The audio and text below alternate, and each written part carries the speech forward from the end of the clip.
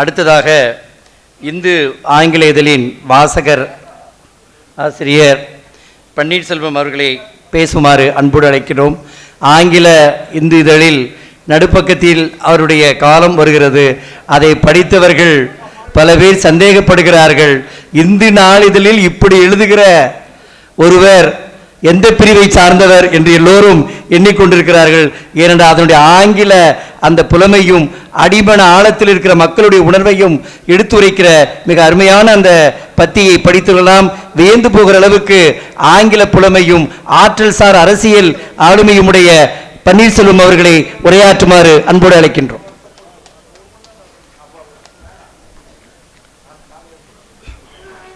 மதிப்புக்குரிய பேராசிரியர் அவர்களே, அனைவருக்கும் வணக்கம். பத்திரிகையாளர்கள் எழுததான் செய்ய வேண்டும், பேசக்கூடாது என்பதுதான் பொதுவான விதி. ஆனால் இந்த கூட்டத்திற்கு நான் ஒப்புக்கொண்டு வந்ததற்கு காரணம், சென்ற மாதம் டெல்லியில் 2 பல்கலைக்கழகங்கள் சேர்ந்து திராவிட இயக்கத்தின் 100 ஆண்டுகளை பற்றி ஒரு 2 நாள் கருத்தரங்கு நடத்தின.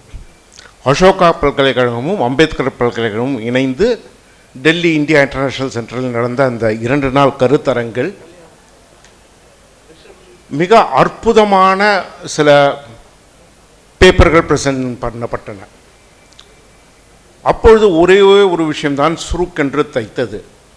இதை தமிழகத்தில் உள்ள எந்த பல்கலைக்கழகமும் செய்யவில்லை. செய்தது டெல்லி அரசாங்கத்தை சார்ந்த அம்பேத்கர் பல்கலைக்கழகமும் அம்பேத்கர் பல்கலைக்கழகத்தின் உடன் இணைந்து அசோகா பல்கலைக்கழகமும் தான் டெல்லியில் இதை நடத்தின. திராவிட இயக்கத்தின் 100 ஆண்டு காலத்தை பற்றி தமிழகத்தில் எந்த பல்கலைக்கழகமும் நடத்தவில்லை என்பது முதலில் குத்திய ஒரு குத்து.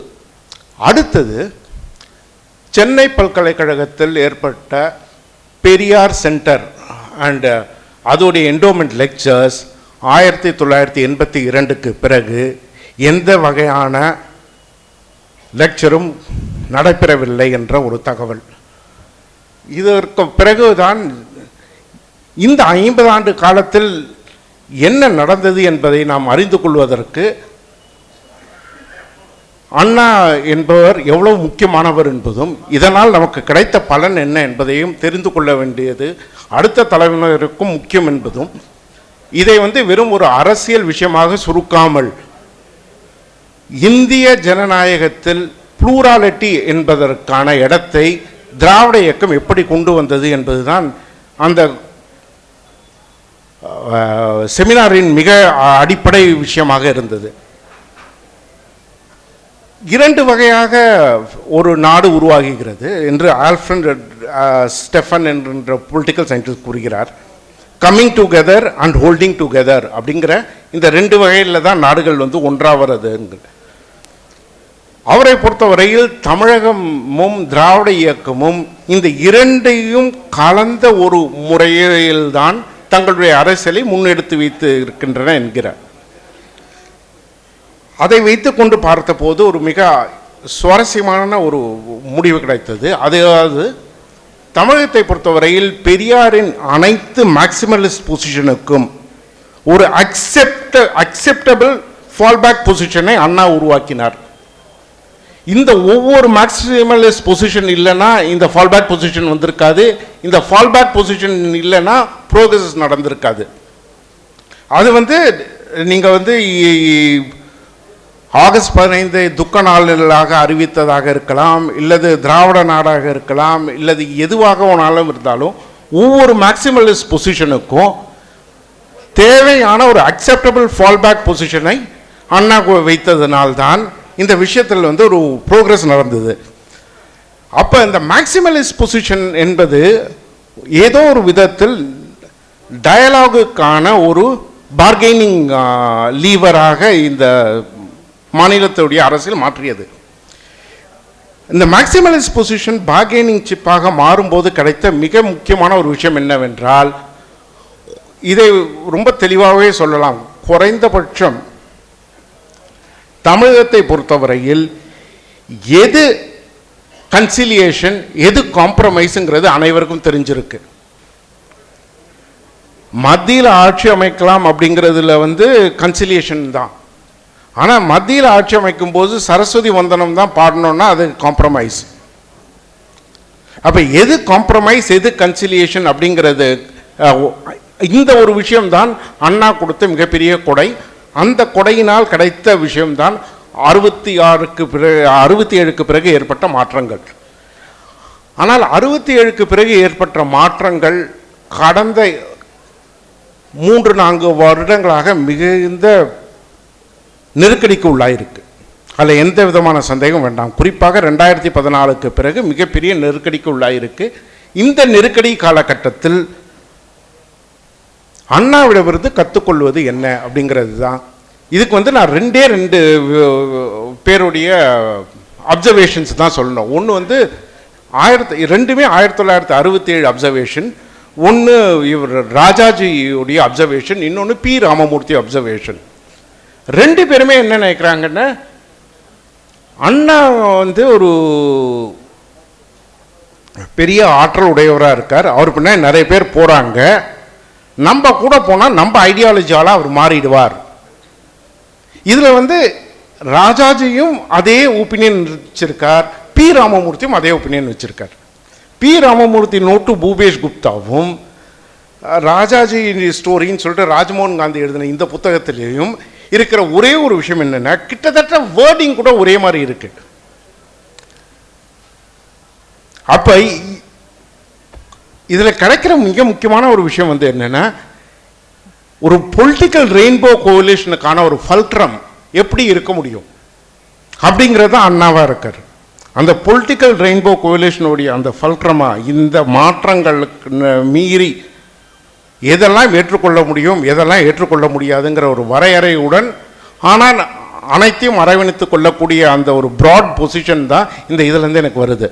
அதனால் எனக்கு வந்து ராஜாஜியின் பார்வையும் பி ராமமூர்த்தி பார்வையும் அண்ணாவை பற்றி ஒன்றாக இருந்ததுங்கிறது வந்து அண்ணாங்கிற ஒரு காம்ப்ரமைஸோடைய விஷயமே அல்ல. அண்ணாங்கிற ஒரு பெரிய கன்சிலியேட்டருடைய சிம்பிள் தான் அது.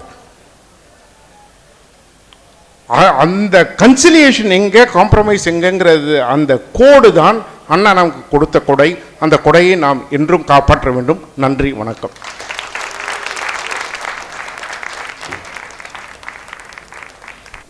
நன்றி ஐயா அவர்களுக்கு, பன்னீர்செல்வம் ஐயா அவர்கள் நன்றி, அருமையான கருத்தை எடுத்துரைத்தார். அடுத்து பேராசிரியர் மனோன்மணியம் சுந்தரனார் பல்கலைக்கழகத்தின் முன்னே துணைவேந்தர் பேராசிரியர் சண்முக சுந்தரம் அவர்களை பேச வருமாறு அழைக்கிறோம்.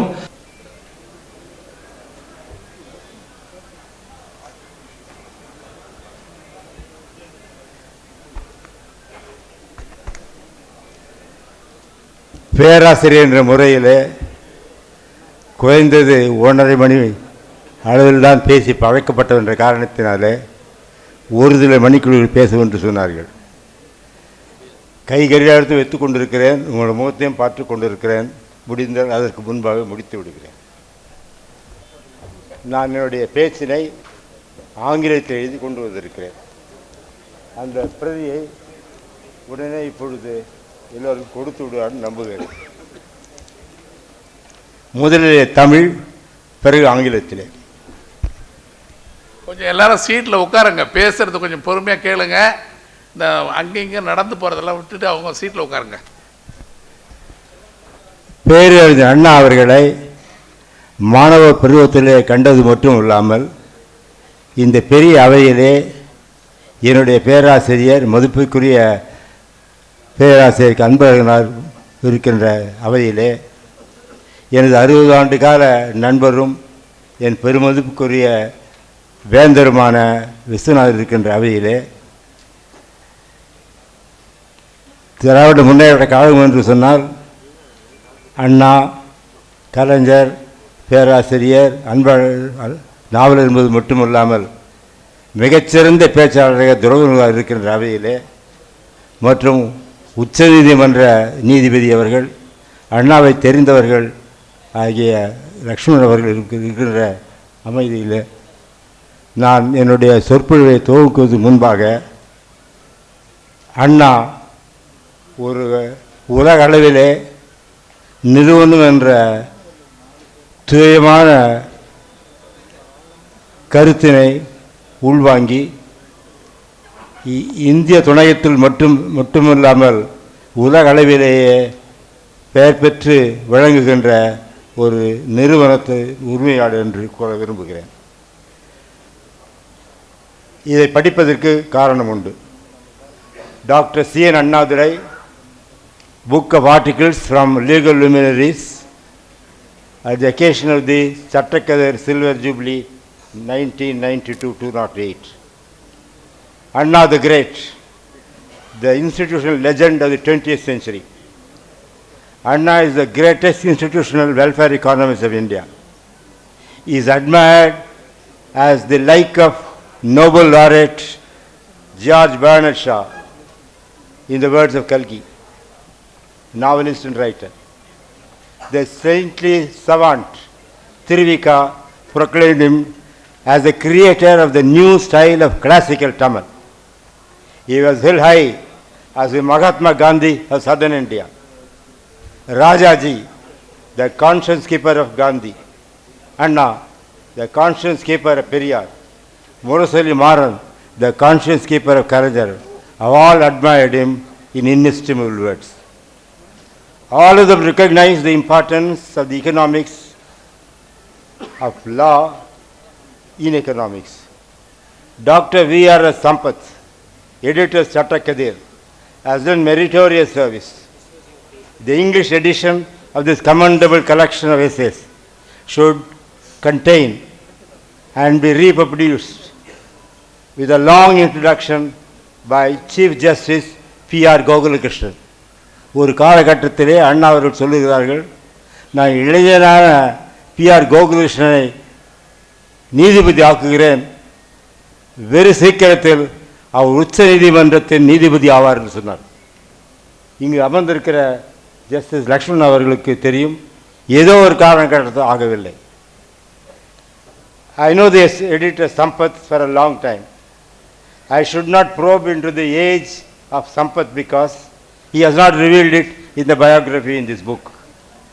Whatever may be his biological age, his mental age is very near that of Professor K. Anbaragan, the wisest and the most enduring great Dravidian leader, who is the elder brother of the long-surviving Dr. Kalaignar, with whom, in pardonable pride, should I not add that I am also not very much younger to both of them. He belongs to the fiery list of Periyar, Anna, and many more leaders of progressive rationalist thought from the days past. I shall skip some pages now and sum them up in Tamil. அண்ணா அவர்கள் உலகத்திலே பல பகுதிகளில் செல்கிறார்கள். அவர் செல்லாத நாடு இல்லை என்று சொல்ல முடியும். இருந்தாலும் கூட இந்த சட்டக்கதிர் நூலினை வெளியிடுகின்ற பொழுது அதற்கு 500 ரூபாய் என்று விலையை நிர்ணயித்திருக்கிறார்கள். அந்த 500 ரூபாயை கொடுத்து இங்கே இருக்கிறவர்களெல்லாம் வாங்க வேண்டும் என்றது கருத்து. அதற்கு முன்னுதாரணமாக இன்றே உங்கள் அனுமதியுடன் 500 ரூபாய் கொடுத்து விடுகிறேன், நீங்களும் கொடுக்க வேண்டும். அவரை பற்றி என்று ஒருவர் சொன்னார், இளைய வயதிலேயே சம்பத்தவர்கள் முடிவுக்கு வந்து விட்டார்கள். நான் மிக மிக பணம் படைத்தவனாக செல்வந்தனாக வாழ வேண்டும், உலகம் அழைத்து பார்த்தவனாக வாழ வேண்டும், என்னால் செய்ய முடியாத காரியம் எதுவுமே இல்லை என்று நம்ப வேண்டும் என்ற கருத்தினை நீங்கள் 50 ஆண்டுகளுக்கு முன்பாக சொன்னதாக நான் கேள்விப்பட்டேன் சம்பத்தவர்களே. ஆகவே இந்த 800 ரூபாயை முடிவிலே கொடுத்து விடுகிறேன். 3-4 கருத்துக்களை மட்டும் கூற விரும்புகிறேன். இந்த நூலிலே அநேகமாக 7 நீதிபதிகள், 5 அமைச்சர்கள், 2 பத்திரிகையாளர்கள், ஒரே ஒரு இண்டஸ்ட்ரியலிஸ்ட். அவர் யாருன்னு சொன்னால் இங்கு அமர்ந்திருக்கிற ஜெம் கிரானைட்ஸ் ஆர் வீரமணி அவர்கள். அந்த வீரமணி அவர்களை மட்டுமே நான் ஒருவர் அமைத்தார் என்று எனக்கு ஐயப்பாடு வந்தது. தமிழகத்திலே வழக்கறிஞராக தோன்றி பல நாடுகளில் வழக்கறிஞர் பணியாற்றி பிறகு மிகச்சிறந்த செல்வந்தர் ஆகிவிட்டார் என்ற கருத்து அது அந்த காரணத்தில் அவர். அது மட்டுமல்ல, அவர் செல்வந்தரும் கூட. திரு கோகுலகிருஷ்ணனை பற்றி சொல்ல வேண்டும். வெகு நாட்களாக திராவிட முன்னேற்ற கட்சி ஆட்சிக்கு வருவது முன்புக்காக இவர்களைத்தான் நம்பி அண்ணா இருந்தார்கள். அவருடைய கட்டுரை மிகச்சிறந்த கட்டுரை. அது அடுத்தபடியாக ஜி. விஸ்வநாதன் அவர்கள் அதை பல கூட்டங்களிலே சொல்லியிருக்கின்றேன், இப்படி மறுபடியும் சொல்ல வேண்டும். அண்ணா அவர்கள் சொல்லுகிறார்கள், திரு விஸ்வநாதனை 20 வயதை கடந்த விஸ்வநாதன் அவர்களை என்னை விட மெத்த படித்தவர் விஸ்வநாதன். நான் ஒரு எம்ஏ மட்டும், எம்ஏ பிஎல் என்று சொன்னார்கள். அந்த கருத்து இந்த சென்ற 50 ஆண்டுகளிலே மிகச் சிறப்பாக செயலாற்றப்பட்டிருக்கிறது. உலக அளவிலேயே எந்த பல்கலைக்கழகத்துக்கும் இல்லாத ஒரு பெருமை அதற்குண்டு. வேந்தர் அவர்களை போற்றியவர்கள் சாதாரணர்கள் அல்ல. சீன நாட்டு மக்களுக்கு ஒரு குறிக்கோள் உண்டு. எந்த மதத்தினரையும், எந்த ஜாதியினரையும், எந்த நாட்டினரையும் தங்களை விட உயர்ந்தவர்கள் என்று கருதாத ஒரு இனம் அது. அந்த இனத்தை சார்ந்த பெரிய அமைச்சர் அவர்கள் ஒரே ஒரு பல்கலை வேந்தருக்குத்தான் மதிப்பு செய்திருக்கிறார்கள். அவர் விஸ்வநாதன் அவர்கள். இந்த கூட்டத்தில் மிகச்சிறந்தவர் வந்திருக்கிறார்கள். அதற்கே மிக முக்கியமானதாக எம். கோபாலகிருஷ்ணன் அவர்கள் இந்திய வங்கியின் மிகச் சிறப்பாக பணியாற்றியவர்கள். நமது நாட்டில் இருக்கின்ற நீதித்துறை பற்றி சொல்ல வேண்டுமென்றால், நல்லவர்கள் சிறையில் இருப்பார்கள், தீயவர்கள் வெளியிலே இருப்பார்கள். கோடிக்கணக்கில் நாட்டின் பணத்தை சுருண்டியவர்கள் லண்டன் நகரிலே மிக சிறந்த சொர்க்க வாழ்விலே இருப்பார்கள். ₹1 ₹2 திருடிய ஏழை பங்காளி ஜெயிலே இருப்பான். தவறே செய்தவர்கள் கொலை செய்தார்கள் என்று குற்றம் சாட்டப்பட்டு வாழ்நாள் முழுவதும் ஜெயிலே இருப்பார்கள். சட்டம் ஒரு இருட்டரை. இதற்காகத்தான் அண்ணா அவர்கள் சொன்னார்கள். அறிஞர்கள், முக்கியமாக இந்த வழக்கு தொழிலில் இருக்கின்ற அறிஞர்கள் நாணயமாகவும், கணக்கெடுக்கின்ற ஆடிட்டர்கள் நாணயமாக இருந்தால் மோடி கருதுகின்ற ஊழலற்ற நாடு அமைக்க முடியும். அவர்கள் முடிவு செய்ய எந்த சட்டமும் பயன்படாது. அரிஸ்டாட்டில், சாக்ரட்டிஸ் போன்றவர்கள் முதலாக நீதித்துறையை நிறுவியவர்கள். மக்களிலே 35% மட்டுமல்ல, 50% அல்ல, 60% விரும்புகின்ற செய்கைகள் தான் சட்டமாக்க முடியும். மற்ற சட்டங்கள் செயலற்று சொல்லுங்கள். அதை பற்றி நான் கூறியிருக்கிறேன். கடைசியாக நான் கூற விரும்புவது, இன்ற நிகழ்ச்சியிலே மிக சிறந்த அறிஞர்கள் இருக்கிறார்கள். அவர்களை பற்றி ஒருவர கருத்துக்களை கூறி நான் விடைபெற விரும்புகிறேன். முதலாவது கோபாலகிருஷ்ண காந்தி அவர்கள்.